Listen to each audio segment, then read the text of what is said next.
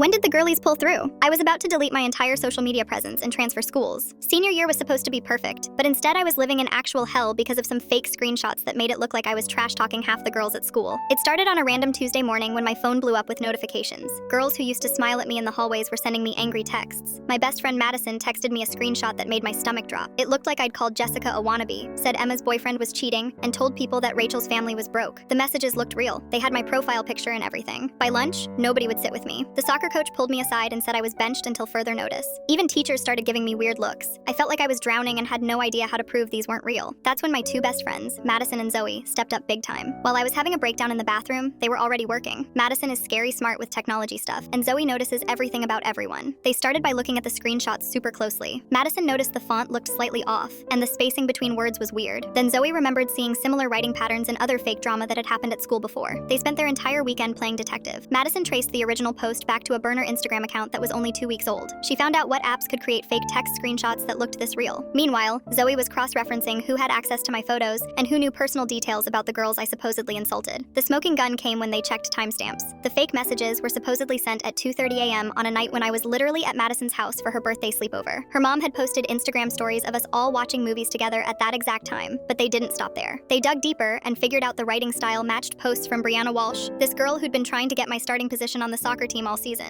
She'd been super fake nice to me for weeks, asking about my personal life and taking selfies with me to get photos of me. After 2 weeks of detective work, they had everything they needed. Screenshots of the burner account creation, proof I was somewhere else when the messages were sent, and writing analysis showing Brianna's social media posts had the exact same phrases and spelling mistakes as the fake messages. Monday morning, Madison and Zoe walked into the cafeteria during peak lunch hour. The place was packed and buzzing with the usual drama. They went straight to the center table where all the popular kids sit and slammed down a folder full of printed evidence. The entire cafeteria went dead silent. You could hear people chewing. Madison stood up on a chair and announced loud enough for everyone to hear that they had proof the screenshots were fake and knew exactly who made them. She started reading off the evidence like she was in court. Timestamps, writing analysis, the works. Then Zoe called out Brianna by name and asked her to explain why she created a fake account 2 days after I beat her for starting position. Brianna's face went completely white. She tried to deny it, but Madison pulled out her phone and showed everyone the fake account that was still active. The room stayed silent for like 30 seconds, which felt like forever. Then suddenly everyone was talking at once. Girls who'd been giving me dirty looks all week started apologizing through text. The soccer coach heard about it within an hour and put me back on the team. Brianna tried to transfer schools, but her parents made her stay and face the consequences. She got suspended for a week and had to publicly apologize to me and all the girls she'd involved in her fake drama.